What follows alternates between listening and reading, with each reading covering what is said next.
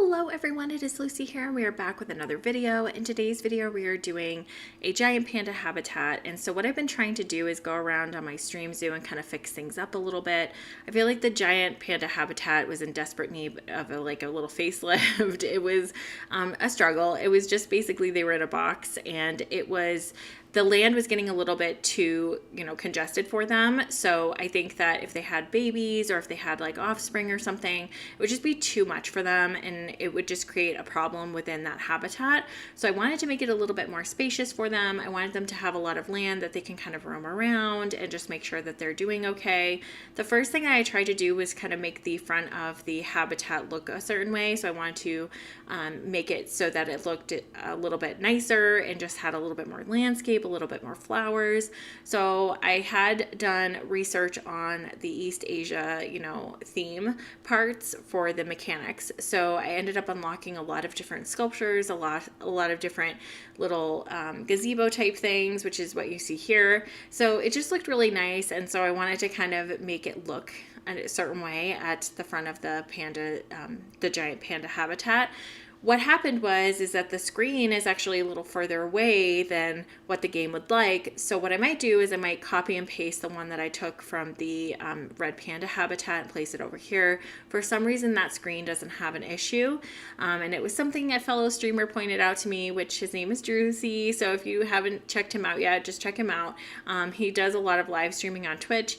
But yeah, he told me to put that screen in front of the red panda habitat, and it worked out really well. So I think I might do that for the giant pandas.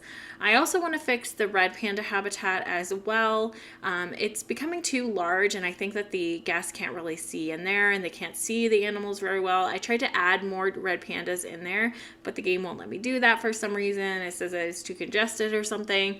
So yeah, for right now, we're dealing with this huge red panda habitat and I can't do anything about it, and I can't add more red pandas in there for some reason. So I think what I'm going to do is my next tackle is going to be scaling that down a little bit. Maybe I'll use the habitat that was for the giant pandas originally, which is in front of the red pandas, and put it there instead. But then I'd have to kind of move around that front area as well. But it's okay. We'll figure it out and I'll do something about it.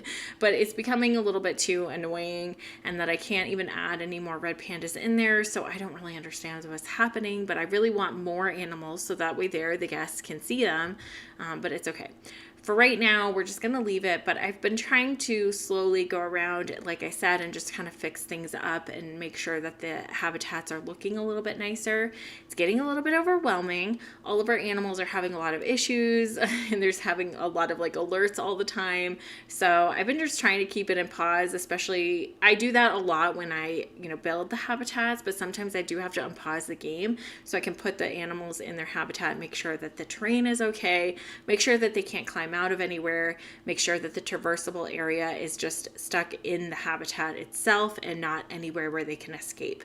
So when I unpause it, a lot of alerts, there's a lot of alarm bells, so it's just a lot. But so far it's been okay, and so far it's been good, and I've been able to manage it. I have added a few extra staff members just to help out with the flow of all of the work that we have to get done in the zoo. So for that reason, I did add a few more staff members. I have been trying to get on stream a little bit more, and so I ended up doing this habitat on stream. So I've had some free time lately, so I've been trying to get back on and get back streaming because this was originally a stream zoo. But I like to do the, speed build for the habitats because sometimes they're just super long and it's super intricate, and you have to kind of copy everything and paste it everywhere. So it's kind of fun doing these sped up videos, but like I said, this giant panda screen is a little bit too far away. The game is acting like it's across the whole park, but it's actually not. It's right in front of the giant panda habitat. So that's why I said I may move the other screen over, because that one just seems to not have an issue. So I might do that. And then also just trying to build a brand new pond for them. It's huge, it's gorgeous. They can actually swim in it, which you will see at the end screenshots. So once we get to the habitat build, you'll see me putting in this huge giant pond so that they can drink from it and that they they can kind of play around in it. And it's really cool watching the animals swim around. I love watching the bears swim. They're so cute and it's so beautiful. So I ended up putting in that huge pond so that they can swim around in, which is really nice. And then I ended up just kind of, bringing in some aspects from their old habitat into their new one, and then adding some things and, making sure that it's a nice, good habitat for them. And there's a lot of room where they can kind of roam around, and a lot of room that they can kind of, look around and, have a pretty big traversable area. So that's what I tried to do. And then I just put in some like pre-made shelters for them. So they have a pre-made hard shelter that they can kind of go in, and then they also have a pre-made like climbing area that they can use as well. I really like using the pre-made climbing areas just because it just seems really intricate and a lot of stuff that you have to do and a lot of stuff that you have to figure out. So I try to make those look a little bit more beautiful by adding some greenery and by adding some landscaping in.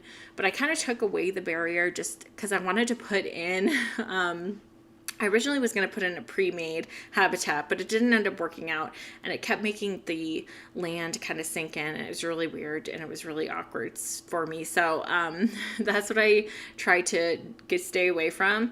And so what I did was instead is I kind of placed things in to the habitat and then kind of made the barrier around it. We didn't put in some really cool brick walls in that are from like the construction part of the area where you can build. So I put in some brick walls. Off camera, I added in some like fencing on top of those walls that was red that kind of matched the gazebo that was across the way, and I was just kind of trying to tie in all of the colors and just make it look really pretty and make it look really nice for the animals. Like I said, I really like my animals feeling good and feeling happy. I don't like it when they don't have enough area that they can kind of move around in, and so it just really breaks my heart when they're having less land, because especially if they have offspring or something, it just makes it really hard for the animals, and it just is overcrowding and they get really annoyed and really stressed out. So I try not to make that happen. So like I said, putting in this really cool hard shelter that's just a pre-made hard shelter for the animals. And then I like this brick barrier that you can put around because it is unclimbable, so they don't need to worry about them climbing out. I did put in the one-way glass mirror as well so that they cannot see out, but the guests can see in. I just really don't want my animals having any stress issues, so that's why I do that. I did put in some like chain link fencing around the back, and then I put the staff member area around the back as well. I still have to add staff buildings to it. I just kind of wanted to see how everything laid out, but I will put some staff buildings in the back, so that way the staff members don't have that far to go, so that they can kind of get the animals and stuff. And I may even add like a whole staffing area behind this habitat. That way there's a mechanic area, there's like a trading post area, there's these research centers that they can use as well, a vet center. So that way because we are getting a little bit bigger in the zoo, there's another area where animals can go and get help if they're sick, or if they come down with some sort of virus, they can have help, and it's just easier. So they don't have to go to the main part of the zoo to help the animals. I think it'll be good, since our zoo is getting a little bit bigger, to add in some more of those staff buildings, but I'll probably do that, pretty soon. So, but yeah, you guys, this is the, habitat. I just kind of tried to put in everything that I could fit. And then I just tried to build the walls around it and just make sure that everything looked good and everything worked out well. But that's what I have. So I think I'm going to end the talking portion right here. Please stick around until the end so that you can kind of see the screenshots and the area where the animals are kind of swimming around and all of that, and see how the habitat came together at the end. But please stick around. Like I said, I'm going to end it here. Thank you guys so much for hanging out with me today. I hope you enjoyed this video, and I will talk to you all very soon.